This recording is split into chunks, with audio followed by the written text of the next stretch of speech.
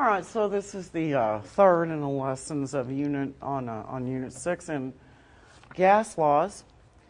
And in gas laws, we are going to be concerned, in this particular case, about something called the ideal gas law. Okay, now in the ideal gas law, we'll take those four variables, for example, P1, V1, and we'll have some amount N1 and T1, okay? And let's just assume, remember, that if we hold N1 and T1 constant, then pressure and volume have a direct or an indirect proportionality. Now, it works out, as a matter of fact, that I can take P1 V1 divided by N1 T1. This also works out to be a constant. Okay, it doesn't change. It's always the same. And in the units that we're going to use that in, we call this R, where R is 0.0821 liters times atmospheres over mole times Kelvin. All right, and also I want to remind you that we have these standard temperature and pressure, STP. Okay, standard temperature and pressure, where the temperature is 0 degrees Celsius or 273 Kelvin, and the standard pressure is 1 atmosphere. And we also know that at STP, if we have 1 mole of gas, we also know what the volume is going to be at 22.4 liters.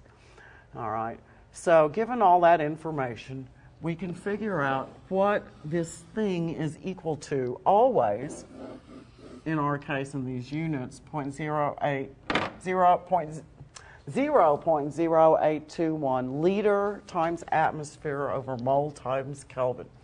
All right, so we can work with this to work through the ideal gas law. So in this case, we're going to take Boyle's law and Charles's law and Avogadro's law, where we've held everything constant, etc. We know what those things come out to in terms of the constant value when you use everything at standard conditions. And we end up with a formula that says PV is equal to nRT. Pressure times volume is equal to the moles times this R. This is also called the universal gas constant. And the temperature in Kelvin. Okay, so I want to point out that we have this particular R value based on these units. We can also use a different R value depending on what kind of measurements you're making or what kind of information you want to know. But just if you weren't using atmospheres, for example, maybe you're talking about torr. R has a different value then, although it's still the same amount, it's just different units, and that's 62.4 liter times torr over mole times Kelvin. Okay, so there's actually several different R values depending on what kind of pressure unit you're using. We're going to be using these units. Okay, so you really don't have to worry about this R, but you might see them in the homework problems or something like that. Also, I want to make one more cautionary note, all right? Right now, we're working with R, the universal gas constant, okay, which is equal to, in our case, 0.0821 liters, atmospheres, moles, times K. But like so many things in chemistry, because we don't like to be clear and we like to have, lots of the same kind of things for different things. So we also are going to be dealing in this unit with a different R. Oops, that's not the universal gas constant. Instead, it's an energy unit where R will be equal to 8.314 times 10 to the negative 3 kilojoules over mole times Kelvin. So be sure you know what R you're using. Right now we're going to be dealing with the ideal gas law, and that's the R we want to talk about or use here. All right, now ideal gas law work is typically pretty easy. I've tried to give you a couple of kind of twists here. All right, still it's always a good idea to set up what you know. Okay, so we know, we don't know the pressure, that's actually our question here, but we know the volume is a 200 ml flask. We know the temperature is 45 degrees Celsius, and we know we don't really know it directly, but we know we have 16 grams of chlorine gas, okay, so we can figure it out. Now, our units, given our R, our units have to be in liters, Kelvin, and moles, all right, because we're going to have to use the formula PV is equal to nRT, where our units have to be the same as the units that we're dealing with here. So let's fix that. This will be 1 liter divided by 1,000 mils. So we'll have 0.200 liters. This will be plus 273, and that's going to make, I think, 318 Kelvin. Now, we don't really have moles for the chlorine gas, but we can find it out because we know the molar mass. So 1 mole of Cl2 is not 35 per 35 grams, but rather 70.9 grams because there's 2 in the chlorines, and therefore our amount turns out to be equal to, somewhere on here, I'm sure I have that. Oh, 0.225 moles. Now we can insert all of this lovely stuff into this equation right here to find our answer. And what we want is the pressure. So let's rearrange. Pressure would be equal to nRT divided by the volume. All right, so then I'm going to put in 0.225 moles times R, 0.0821 liters, atmospheres, mole times Kelvin, times my temperature, which is 318 Kelvin, and divide this through by the volume, which is 0.200 liters. Now, before I answer that, let's look at how this unit thing works out. So I've got a mole divided by a mole, those drop out. I have a Kelvin divided by a Kelvin, that drops out. This is a liter divided by a liter, and I'm going to end up with units of atmospheres. Good, that's a pressure unit, I like that. And this works out to be equal to basically 29.4 atmospheres for this gas in this flask at that pressure. Okay. What about something like this? I have 2 moles of an ideal gas, 30 degrees with some sort of pressure, and I want to know what the volume is. All right, so in that case I can do, well, I better set up my information. I have pressure equal to 745 millimeters of mercury. I see a problem right away because I've got an R value with units of liters times atmospheres over mole times K, and this thing is in millimeters of mercury. So I probably ought to get that converted over to atmospheres. So I can do that by multiplying times 1 atmosphere over 760 millimeters of mercury. Let's see, what else do we have? We have a temperature at 30 degrees Celsius. We don't like that. Add 273, and this works out to be 303 Kelvin. And what else do we know? Oh, N. N is equal to 2 moles. And we know what our R is because it never changes, and we want to know what's the volume of the gas. All right, so I'm going to say volume is equal to nRT divided by pressure. All right, and in this case, this works out to be equal to 50.8 liters. So, I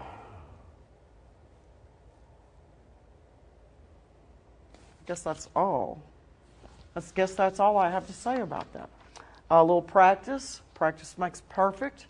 I could also ask you, and I will somewhere along the way, I know I have a problem like this, where I ask you to find N, and then from N, I ask you to convert this to grams. Okay, so I guess I don't have that in this section, but I have one like that in a minute. All right, now, last time we looked at the relationships between the laws and for each individual set of relationships in the 4 variables. And I want you to notice that you've got to make you're going to have to, one of the things that you have to decide about is what kind of problem you're being asked. Okay, so if you are asked about comparing between 2 different conditions where some condition changes, like the volume or the temperature or the amount or whatever, you need to use this kind of a setup. If you find that the gas doesn't change, you're just being asked what some part of it is, then you're going to use the ideal gas law in order to calculate that. Okay, so differentiating between the 2 types of problems you're going to see like this is important. So I have a couple of, I guess I have an organizing thing. Okay, so this is important. I've done this for you every time.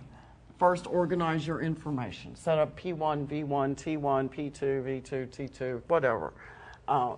You should have corresponding units, all right? Especially, well, it doesn't matter. Corresponding units. They've got to be the same because you can't do a problem in torr and kilopascal. They need to have the same unit. Don't forget that Kelvin is always your temperature unit. Set up your equation and rearrange algebraically before you begin solving the problems. And when you use the ideal gas law, you want all your units to be the same as our R value. All right, so here are these 2 problems I asked about earlier, or I'm telling you that you need to differentiate between, where one is going to be using the variables in the gas laws, and this one's going to be using the ideal gas law. But let's look at them and see how we're going to work these. So I'm told I have N. I'll go ahead and label that as 0.85 mole. The gas is nitrous oxide. You'll notice I haven't really spent much time thinking about these yet, what they are. I have a volume equal to 20.46 liters, temperature of 123 degrees Celsius, and I guess you probably can't see that. I'll come up here. Pressure is 1.35 atmospheres. Now, looking further into my problem, what would be its volume? Okay, so I'm interested in my volume at 468 degrees Celsius. So T2 is 468 degrees Celsius, and P1 is 1.35 atmospheres. What am I going to do about N1? Well, it doesn't tell me, so I'm going to assume that that stays the same because I didn't seem to have a change there. Now, looking at all this stuff, I can see I don't need to mess with that. It's going to be the same, and the pressure too. What changes here is volume and temperature. And so I'm going to use V1 over T1 is equal to V2 over T2. I should have probably done this with the temperature because that one's a little harder to calculate, but here we are. I'm going to rearrange this, V1 over T2, because I'm multiplying this across, divided by T1. That gives me V2. Now, am I ready to start inputting? No, I have to have the right temperature values. This one is 396 Kelvin, and this one is 741 Kelvin. All right, so after I plug and chug now, do I need to do anything with the volume? No, it doesn't really matter that that's in liters. It could be in liters or milliliters or gallons as long as B2 is calculated the same way. It doesn't make any difference, same units. This works out to be equal to 38.3 liters. Now, the temperature went up. If the temperature went up, what do I expect the volume to do? I also expect that to increase. And so, you know, at least I don't have something backwards, which I could if I didn't set this up right. Now, over here, this is going to be ideal gas law, as I'm sure you probably guessed. But I put these together, and on the slides there are a couple more, so you can try and see how to read these things. All right, so in this case, I have a pressure of 375 torr. I have a volume of 14.0 liters. I have a temperature of 37 degrees Celsius. Now my R has to have units of atmosphere, liter, and Kelvin. So I need to do some conversions, and I'll just do those right here. When you do times 1 atmosphere over 760 torr, this works out to be equal to, I'm going to run out of room, 0.493 atmospheres. The volume we don't need to mess with, it's already correct, and the temperature at 37 degrees means that I have a 310 Kelvin for my temperature. And R is 0.0821 liters, atmospheres, mole times Kelvin. And what is it I want to know about here? I want to know, what I don't know is N. So what is the amount? How many moles of nitrogen are in the container? So I'm going to rearrange PV is equal to nRT. And I'm going to say, okay, so PV divided by RT will give me the N. When I insert all of that lovely stuff, which I want to do so I can show you about these units one more time, this will be 0.493 atmospheres times 14.0 liters. Divide all that by 0.0821 liter, atmosphere, mole times Kelvin, and the Kelvin temperature, which is 310 Kelvin. Now I want to look at the units for a minute. The atmosphere is divided by the atmosphere, so those drop out. Liters divided by liters, that drops out. Mole, 1 over a K times a K, the K drops out. What do you end up with? Division divided by a division ends up with the units on the top. This would be in moles. Okay, so the moles flip to the top, and you end up with a value of 0.271 moles. 0.271 moles. What if instead of asking you how many moles, I make your life, you know, a little more interesting, and I say, and let's remember, what do we have in here? We have nitrogen. Nitrogen. Instead, I ask, how many grams of nitrogen do you have? I want to know what the grams are in that sample. Now, first, notice that this is a trick if you're not paying attention, because nitrogen isn't just N, it's N2. Okay, so N2. That makes a difference on our molar mass. But once we have the number of moles to 0.271 moles, then we can use the molar mass of nitrogen, 28 0.02 grams for every mole.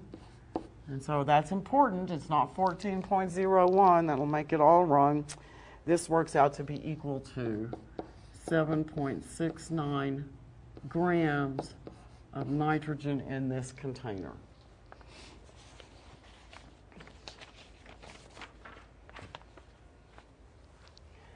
Now, from the ideal gas law, there are some other things that we can determine. Mainly, and there's others, but we're going to start here. We can also find the density of a gas or the molar mass of the gas. All right, so this comes directly from the PV is equal to nRT.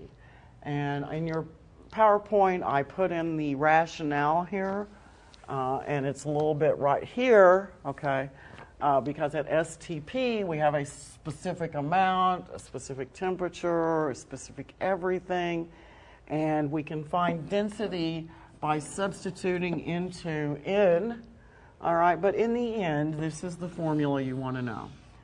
Density is equal to pressure, oops, I bet you can't see that, pressure times, and I really hate that they do this, molar mass, okay, like the R's. This gets to be confusing, but that's a capital M for molar mass divided by our R value. Okay, so I'll just leave that like it is for the moment, but we know it has all those funky units, times the temperature in Kelvin. That will tell us the density of whatever we're thinking about. Or we can rearrange this formula to find the molar mass, where we could do dRT divided by pressure gives us the molar mass, that capital M, which also stands for molarity in chemistry, which is a different thing. So be sure you're finding the molar mass.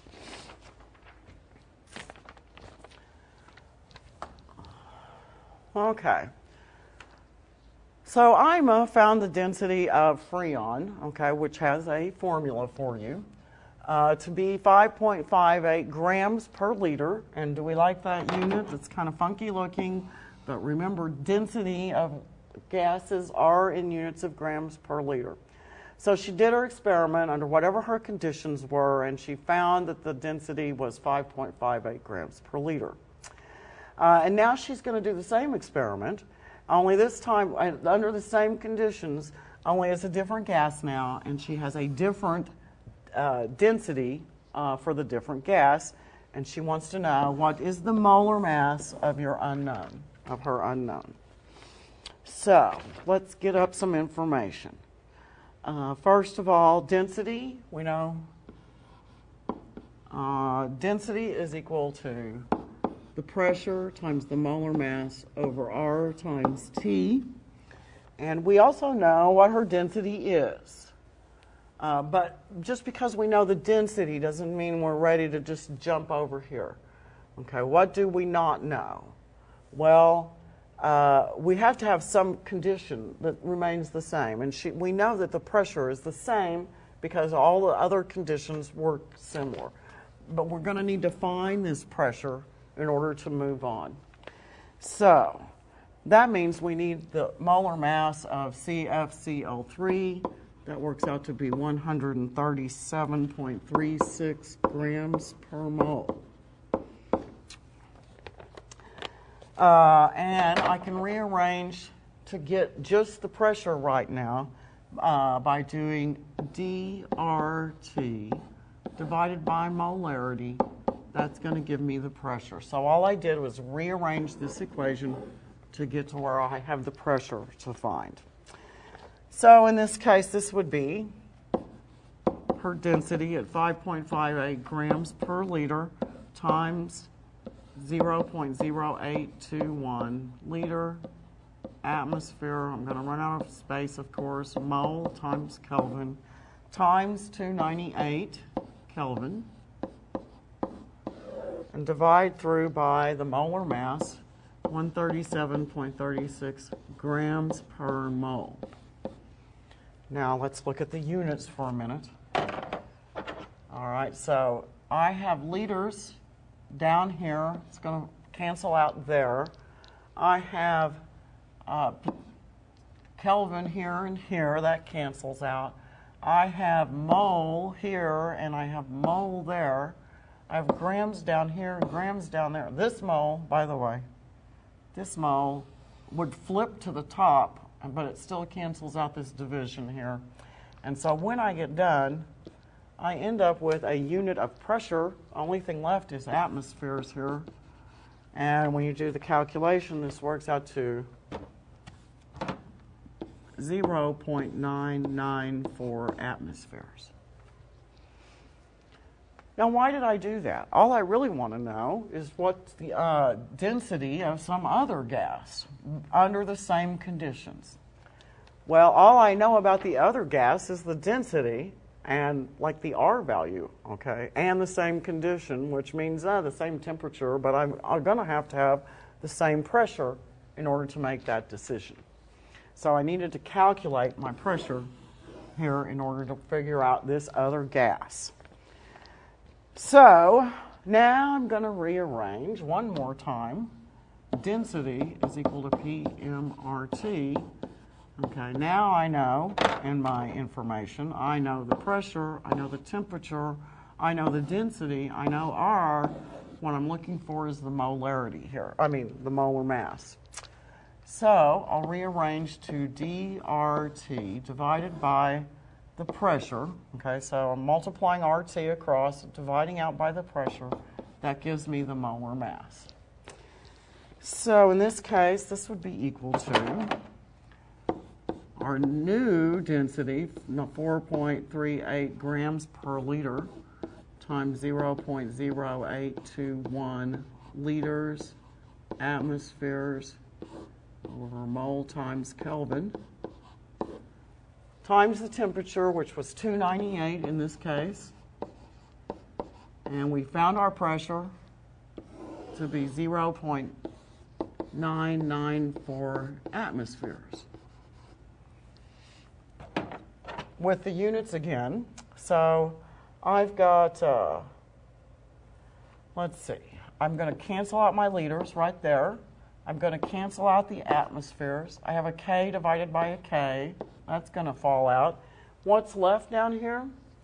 Well, I have a gram divided by a mole. That's good because that's the unit of a molar mass. And this works out to be equal to 108 grams per mole. All right, so you can calculate density, you can calculate molar mass given the ideal gas equation. 2. All right, so one more problem, mostly so you can recognize something important, STP. We want to find out the density of argon at STP, and we want to know in units of grams per liter, which would be correct since that's the unit of a gas. So what do we know about STP? Standard temperature and pressure. We know pressure is 1 atmosphere and temperature is 0 degrees Celsius or 273 Kelvin. And what we want to know is the density. Okay, so we know that density is equal to pressure times the molar mass divided by R and T. We have all the information we need to handle this, except the only thing we don't have is the molar mass of argon. We can find that in the periodic table, and that's 39.95 grams per mole. So coming in here, we'll put in 1 atmosphere times 39.95 grams per mole, divided by that lovely R value with all those great units. Please use them. It will keep you from making mistakes, even though it's painful. I don't like it either. So there's the R, and the temperature is 273 Kelvin. All right, let's look at our units. The atmosphere drops out. Kelvin's going to drop out. this mole is flipped to the top, and so division of the division, that mole drops out. And looky here, my units are what they're supposed to be, grams per liter. That's a density unit. And so argon works out to be 1.78 grams per liter in density. See you later.